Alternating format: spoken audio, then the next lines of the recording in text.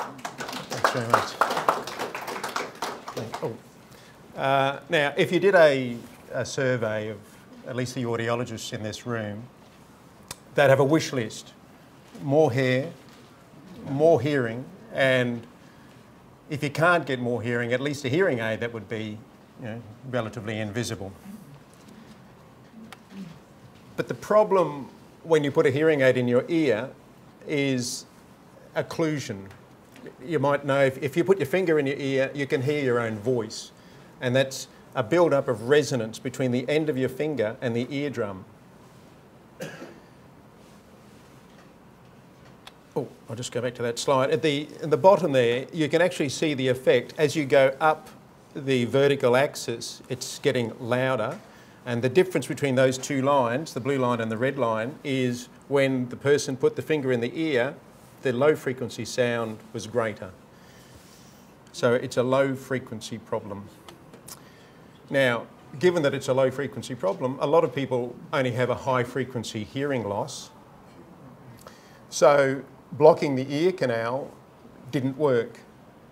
What the industry then came up with is a way of overcoming that problem by putting the aid behind the ear with a little wire or tube going down and keeping the canal open.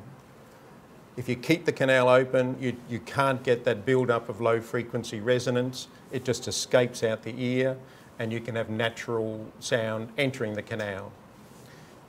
Beautiful system. It's been the most popular fitting for the last 5 or so years.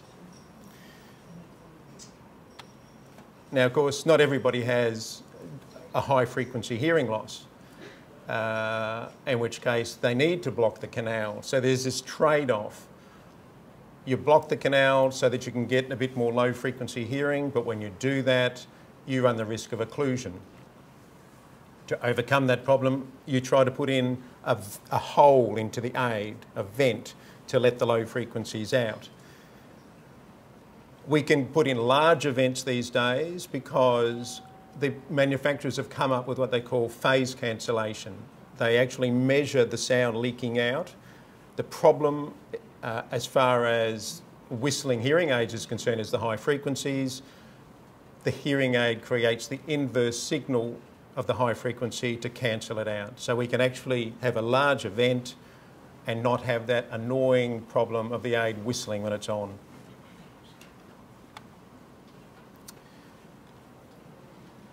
Now, that's as it has been up until this year. It's just been this trade-off between needing a vent to get rid of that blocked feeling in your ears and having an aid that doesn't whistle.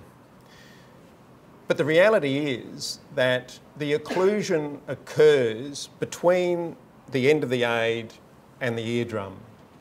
There's that space. If you could get rid of the space, in theory, you'll get rid of the occlusion because there's nowhere for it to occur. So is born the invisible hearing aid, which is simply an aid with small enough components that it fits very close to the drum in the bony section. So on the top right hand, you can see the red aid is the older style, completely in the canal aid. The black is the new, what they call the invisible in the canal aid. All about placement. The other thing is that because it's so close to the drum, you don't need as much amplification from it. You get about an extra 5 decibels of gain, which is quite significant for a little aid. It also gives you natural directionality because you're using the pinner as you normally would. Wind noise is reduced and there's less exposure to rain. There's another example of what they look like now. The top is the older style, completely in the canal aid, and the bottom is the invisible in the canal aid on the same ear.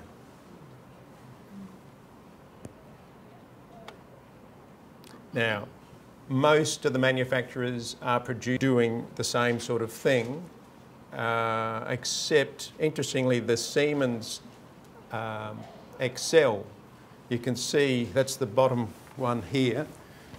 You've got this foam bit. Now, when you take an impression of the person's ear, you always put in a bit of foam, and that's just to protect the drum. But what Siemens has come up with is a foam tip that stays on the aid. Now, I only learnt about this 2 weeks ago. I like the idea. I haven't fitted any, so I don't know if it works, but it seems like a clever idea. And they're all very good companies. So, provided the aid suits your hearing loss, there's no reason why you wouldn't consider it. You're getting the same technology, just in a smaller size.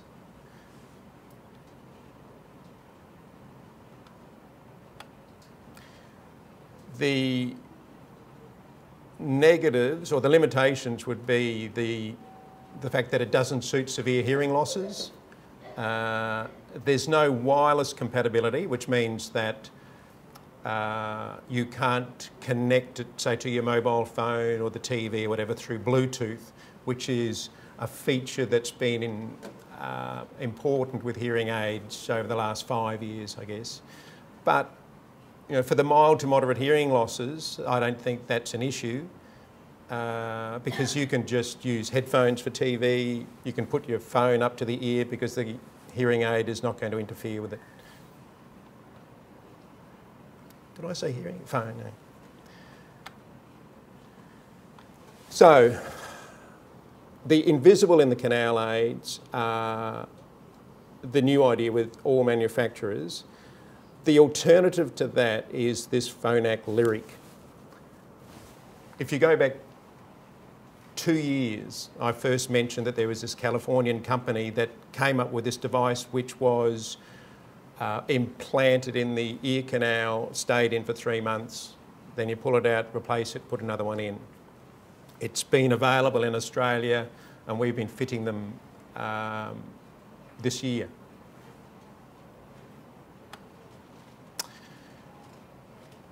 It works, well, you can keep it in the ear for 3 months at a time because the battery lasts that long.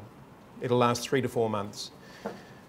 It lasts that long because the aid is not digital, it's analog, which is the older technology. Nothing wrong with it. It just uses less power. That's the right-hand corner is the actual aid in the ear. The yellow pieces are the soft cushions to make sure that it's comfortable. It sits within within 4 millimetres of the eardrum. Once again, being that close, there's no occlusion and you get a boost in the amplification. But you would still say it's only suitable for mild to moderate hearing losses. So, it's for people who want a hearing aid that is put in and then they don't worry about it. They don't take it out every night, they leave it in, and the next thing they have to do is come back in 3 or 4 months, we take it out and put another one in, okay? We sell them on subscription. Why don't you just replace the battery? Oh, well, you can't. It's just in the design of it. You can't, as far as we know. This is all, it's been taken over by Phonak, which is a Swiss company. I hope the Swiss are an interesting bunch of people. It's very regimented as to what we can do. We simply take it out and throw it away. Or up until now, we've had to send it back to Phonak, and they've been looking at them to see how they've survived in the canal. Yeah, it's a new concept. But you can do, like you can shower in it, you can swim in it as long as you put earplugs in. In theory, if you get them wet, they say just get your hairdryer out, give them a bit of a blow and they'll dry out on your back. Sleeping in it's not a problem. And you can adjust the volume and you can mute them if you want to. You have a little magnet, and you just put the magnet near the aid and it will adjust the volume or turn it on. What is the cost? You get it on subscription, so every year, or per year, it's $2,500, and that entitles you to 7 devices. So given that it's 3 to 4 months, you come in, 3 to 4 months, we take it out, put another one in. The reason you get 7 is that sometimes, if there's a problem, we'll take that out, put another one in.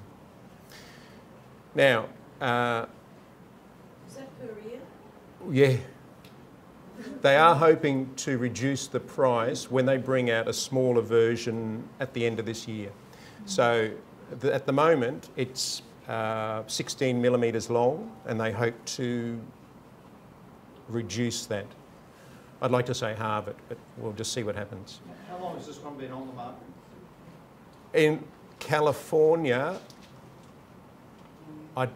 several years.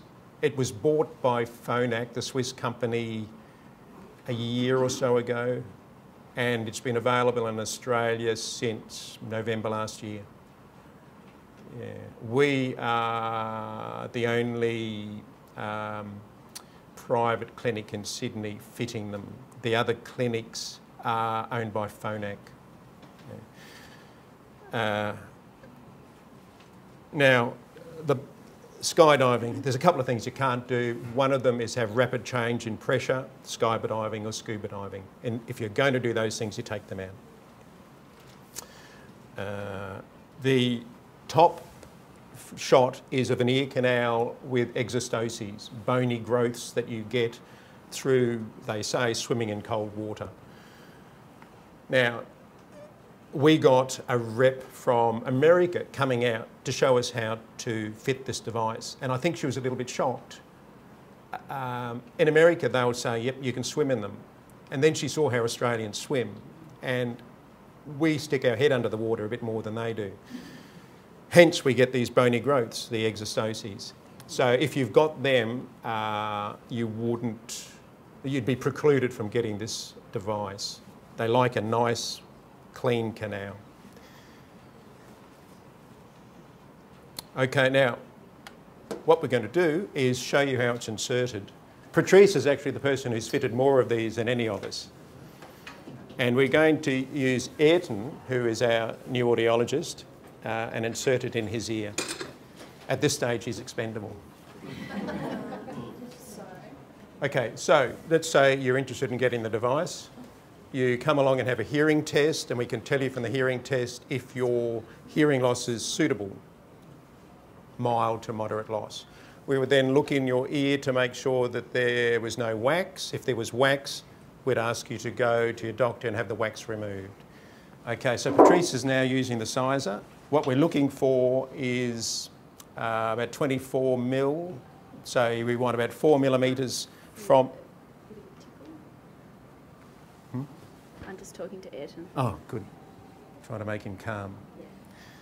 Yeah, 4 millimetres from the eardrum, and then the 16 millimetres of the device, and then at least 4 millimetres from the device to the canal opening so that nobody can see it.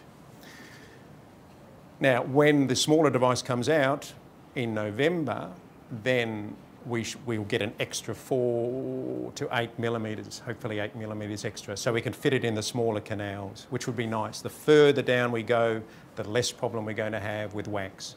We want to get it in that bony section of the canal right at the end. If we can do that, the wax is produced closer to the canal opening, not down there. What would happen is that Ayrton comes along, Patrice, having tested his hearing, we know that his loss is suitable, we know his canal is okay.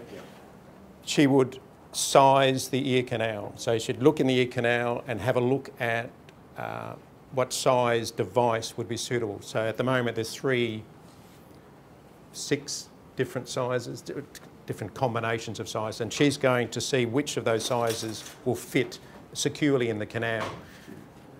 At the same appointment, having got the right size, she would then take an impression of the canal and send that impression to Phonak to make a custom swim plug. and Ayrton's hearing very well now. Yeah, so... He didn't look as if he tortured him too much. No, she's very good. I know, I'm only kidding you. Yeah. And that's all there is to it. You go home, everything should be fine. Yeah. You have control. You're looking good. I'm you have showing them. You can't see it. Okay. He's only got one good ear. You've got control over the volume. If it's a bit too loud, you can turn the volume down. All right. Thank you very much. Thank you.